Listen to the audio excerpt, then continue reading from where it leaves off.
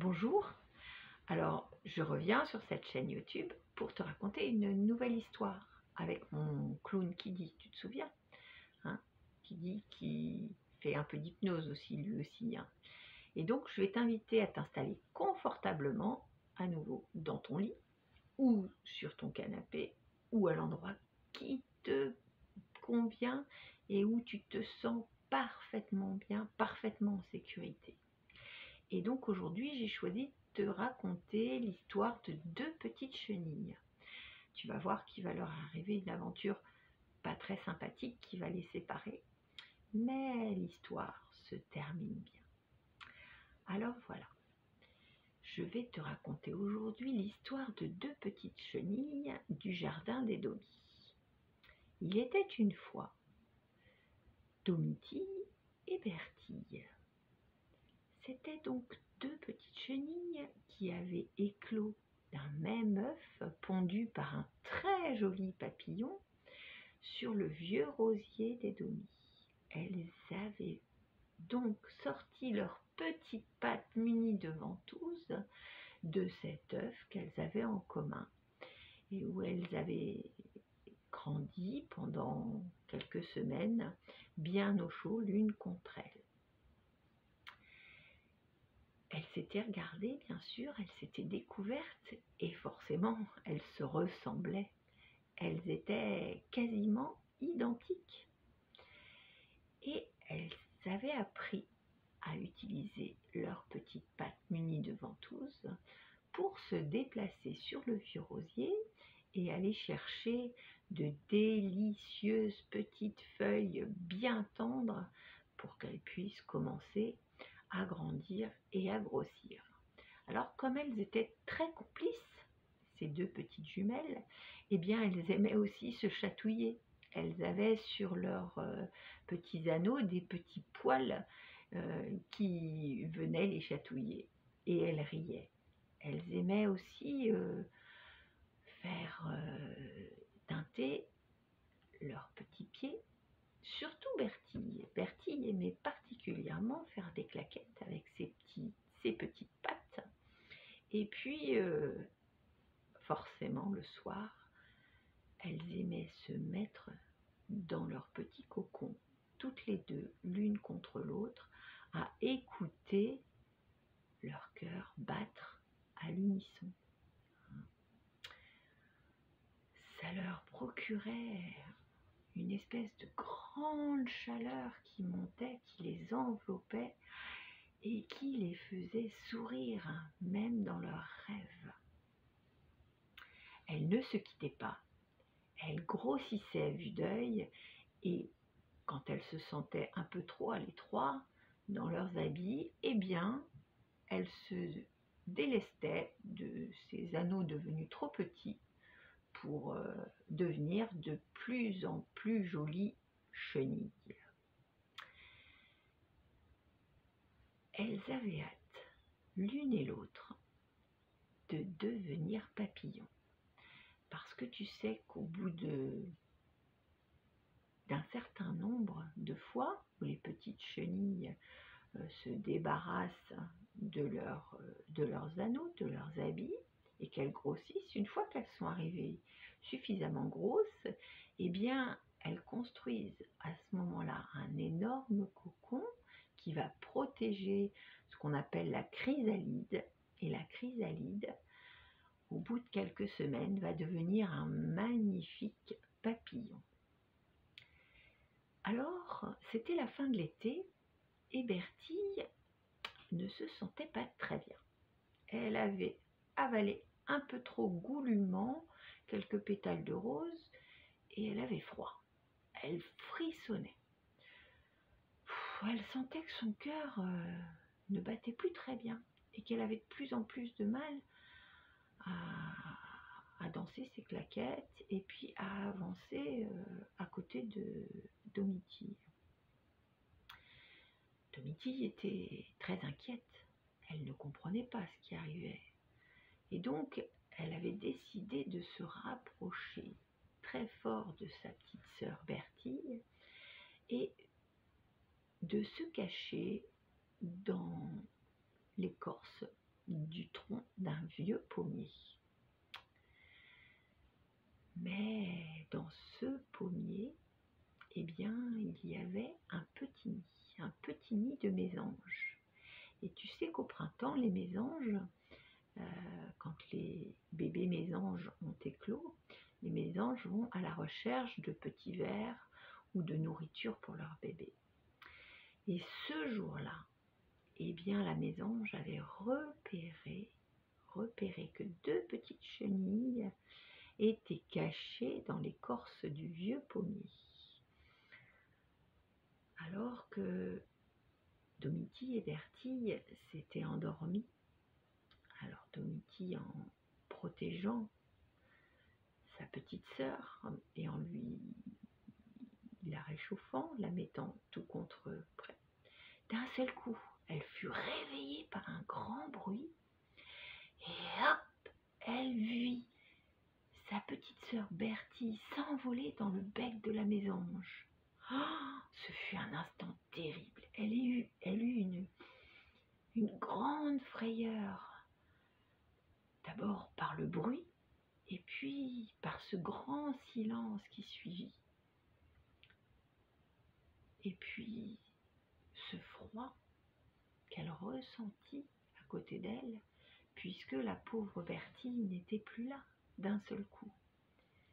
Domitille alors eut un réflexe de survie. Elle s'immobilisa. Elle fit comme si elle faisait partie du tronc du vieux pommier, pour que justement la mésange ne puisse pas la repérer et ne puisse pas elle aussi l'avaler. Elle avait eu très très très peur, et quand elle avait réalisé que sa petite sœur Bertille n'était plus à côté d'elle, elle avait eu un immense chagrin qui avait même fait couler quelques petites larmes de ses yeux. C'est à ce moment-là que Domitille était devenue suffisamment grande pour former son dernier cocon et sa chrysalide. Alors bien sûr, elle avait continué à grandir et peu à peu, le souvenir de la petite Bertille s'était effacé. Juste persistait ce sentiment d'abandon, de manque, ce petit vague à l'âme qu'elle avait au fond d'elle et qui lui disait que, eh bien, il lui manquait quelque chose, il lui manquait quelqu'un.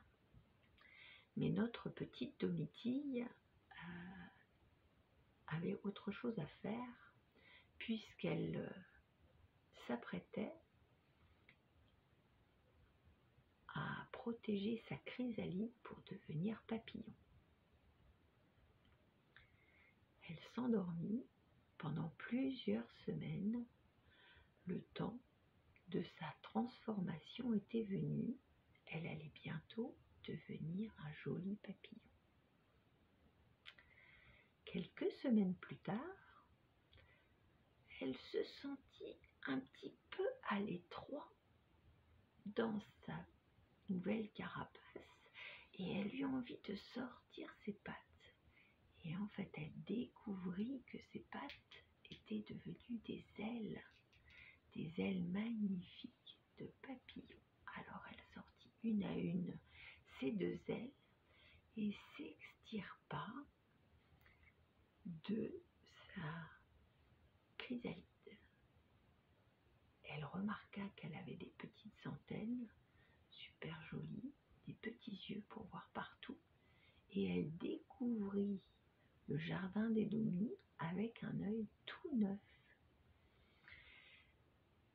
Elle avait complètement oublié la petite Bertille, mais elle avait au fond d'elle comme un drôle de sentiment, une certaine tristesse, et puis aussi elle se sentait coupable de quelque chose, elle ne savait pas quoi. un drôle de sentiment, un malaise inexpliqué qui l'empêchait de se réjouir pleinement de cette belle vie qui l'attendait dans ce jardin d'étomie. Et ce drôle de sentiment l'empêchait même d'aller voler avec les autres papillons du jardin. Elle avait plutôt tendance à rester dans son coin et puis forcément elle avait goûté au délicieux nectar des roses et des fleurs du jardin et du coup comme ce nectar lui procurait tellement de bonheur et tellement de bien-être qu'à ce moment-là elle en oubliait qu'il lui manquait vaguement quelque chose, eh bien, elle buvait tout le nectar qu'elle pouvait, et de temps en temps, eh bien, elle était un petit peu saoule, elle était un petit peu lourde, et du coup, elle s'endormait.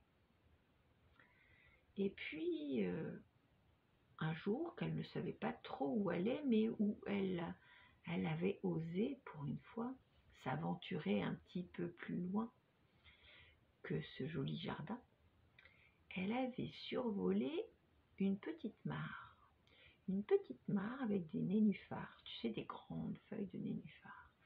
Et elle aperçut sur une des feuilles du nénuphar un drôle de papillon qu'elle n'avait jamais vu auparavant.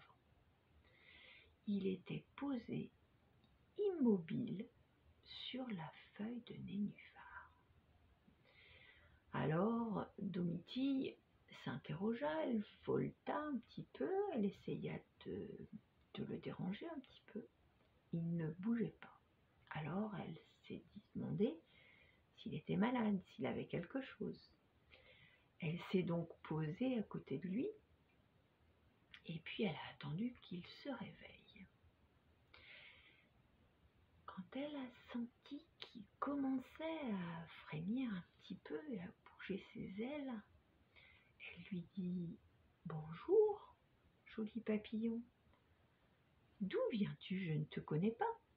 Pourtant, voilà quelques jours que je vole au-dessus de ce jardin. Je n'ai jamais vu un papillon comme toi. D'où viens-tu » Alors le papillon s'étira et lui répondit « Bonjour, Domitille. Je viens du paradis des papillons. » Comment connaissait-il son prénom? Je n'ai jamais entendu parler de ce paradis des papillons, lui répondit Domitille en fronçant les sourcils. Est-ce un jardin loin d'ici? Alors, le drôle de papillon lui répondit, eh bien regarde vers le ciel. As-tu vu ces petits nuages blancs qui s'écartent pour laisser passer les rayons du soleil? Eh bien, tu vois, mon paradis, il est juste là derrière, là où tu vois cette belle couleur orangée et lumineuse. Waouh, répondit Domitille, mais c'est très loin, très haut. Et moi, jamais je réussirais à voler aussi haut. Tu dois être un sacré papillon. Eh bien, en fait, je suis un papillon messager. Et justement, moi, j'ai un message pour toi. Il vient de là-haut, du paradis des papillons. C'est une petite chenille qui me l'a donné et elle a besoin de toi pour devenir à nouveau, elle aussi, un joli papillon du paradis. Comment ça? Mais qu'est-ce que tu me racontes? Moi, je connais personne dans le paradis des papillons. Et comment connais-tu mon prénom? Eh bien, regarde sur mes petites antennes. C'est bien écrit. Ce message est destiné à Mademoiselle Domitille de la part de Bertille. Bertille, tu dis? Waouh, ce prénom me dit quelque chose, mais je ne me souviens plus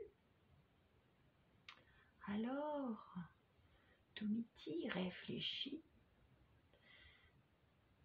elle laissa son esprit partir loin, loin, loin en arrière, et elle sentit son cœur se mettre à battre très fort dans sa poitrine. Elle sentit un doux frisson qui lui parcourut toutes ses jolies ailes de papillon, et elle se dit qu'elle avait déjà vécu ça quelque part. Elle sentit aussi une grande chaleur l'envahir, et un sentiment de joie, de plénitude, de reconnaissance, de gratitude. Elle était, waouh, toute émue et gaie à la fois, et toutes ces émotions lui firent monter des larmes dans ses petits yeux de papillon. Elle se revoyait heureuse sur une feuille de rosier, à côté d'une jolie chenille qui s'appelait Bertille. Et maintenant, elle se souvenait les jours heureux qui avaient précédé sa métamorphose. Mais d'un seul coup, elle se rappela aussi le drame. Elle eut un énorme frisson. Elle eut d'un seul coup très très peur, et ce fut très désagréable. Alors elle demanda très vite au papillon messager: « Vite, vite, papillon, donne-moi vite ce message. » Alors le papillon messager lui dit: « Eh bien écoute, je vais déployer mes ailes et tu vas pouvoir lire la lettre que t'a écrit Bertille. » Et cette lettre disait ceci: « Ma chère Domiti, je tenais à te dire que tout va bien pour moi là où je suis. Parce que dans cet endroit où je suis montée, eh bien j'ai retrouvé nos parents, nos oncles, nos cousins et même nos grands-parents papillons. Alors des chenilles et des papillons dans l'endroit où je vis, il y en a partout et ils sont colorés de façon dont tu ne peux pas imaginer. Ils viennent de partout dans le monde, de l'Asie, de l'Europe, de l'Afrique même. Ils sont plusieurs ici à n'avoir jamais eu la chance de devenir papillons, parce qu'ils sont fait dévorer comme moi quand ils étaient chenilles, ou parce qu'ils ont été un peu malades, intoxiqués peut-être parce qu'ils avaient mangé quand ils étaient chenilles. Donc ceux-là n'ont pas grand-chose à nous raconter, mais du coup ils écoutent tout ce que les autres papillons peuvent leur raconter de la vie qu'ils ont vécue. Il y a même certains papillons qui ont appris à déjouer l'attention de leurs prédateurs et à leur faire peur en dessinant de grands yeux sur leurs ailes de papillon. Alors tu vois, ici, moi, je suis plutôt heureuse. Et quand ils me demandent de raconter ce que j'ai vécu, eh bien, je leur parle de toi, de notre complicité, de quand je dansais et que je faisais des claquettes avec toi sur nos jolies feuilles de rosier.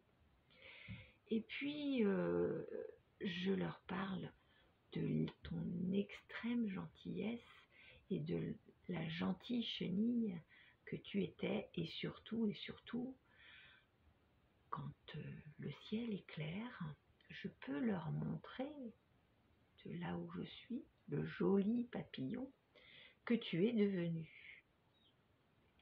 Alors, aujourd'hui, je voulais te dire que quand même, je trouve que tu es un peu triste et que tu n'as pas toujours l'envie d'aller jouer avec les autres papillons, tu n'as pas envie de profiter pleinement de cette chance que tu as eue de pouvoir devenir papillon. et pouvoir parcourir ce jardin. Cette chance, il faut que tu sois vraiment consciente que je te l'ai laissée. Finalement, si la mésange m'a choisi moi, eh bien quelque part elle t'a épargné et elle t'a permis de vivre ce que tu peux vivre aujourd'hui. Et peut-être même que très bientôt, tu vas rencontrer un monsieur papillon et peut-être qu'à ton tour, toi, tu sauras pondre des œufs qui donneront aussi des petites chenilles.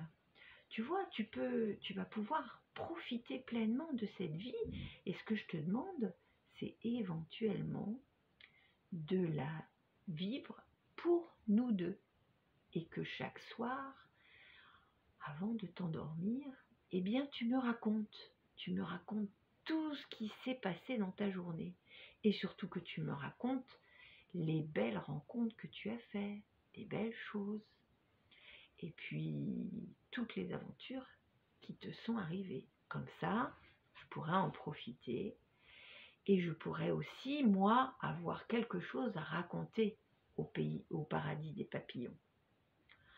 Alors, ma petite Domitille, je te souhaite une très belle vie et je te dis à très vite parce que je t'aime pour l'éternité des papillons. Waouh! Domitille n'en croyait pas ses yeux et elle avait beau lire et relire la lettre de Bertille, elle avait du mal à y croire. Alors elle ferma les yeux et elle s'imagina la petite Bertille heureuse dans ce paradis des papillons. Elle l'imagina en train d'écouter toutes ces histoires et puis de raconter toutes les histoires qu'elle allait pouvoir vivre aujourd'hui. Alors après quelques instants silencieux, durant lesquels elle ferma les yeux, pour revoir tous les moments heureux qu'elle avait partagés avec Bertille et chasser tous ses doutes, ses chagrins. Elle les envoya promener d'un coup d'aile et puis elle salua le papillon messager. Elle le remercia du fond du cœur pour la chance qu'il lui avait donnée aujourd'hui. Et à travers des larmes de joie, Domitille, en s'envolant vers le ciel, crut apercevoir un magnifique rayon de soleil. Tu sais, un peu comme celui qui illumine les dernières heures du soir, juste avant que le soleil se couche. Elle sentit un petit courant d'air sur ses ailes et elle comprit qu'elle allait pouvoir s'endormir tranquille ce soir même parce qu'elle ne serait plus jamais seule. Le lendemain, au réveil, elle sentit que sa vie n'était plus la même. Elle se sentait forte, elle se sentait belle et elle avait envie d'apprendre tout ce que la vie lui réservait. Alors elle décida d'aller voler même dans le jardin du voisin avec tous les autres papillons. Et c'est là qu'elle fit la rencontre avec Timéo, un magnifique papillon. Et comme l'amour rôdait dans ce jardin, elle allait pouvoir enfin trouver un sens à sa vie, vivre très heureuse avec ce Timéo et même un jour pondre des petits œufs sur la même feuille de rosier que là où elle était née.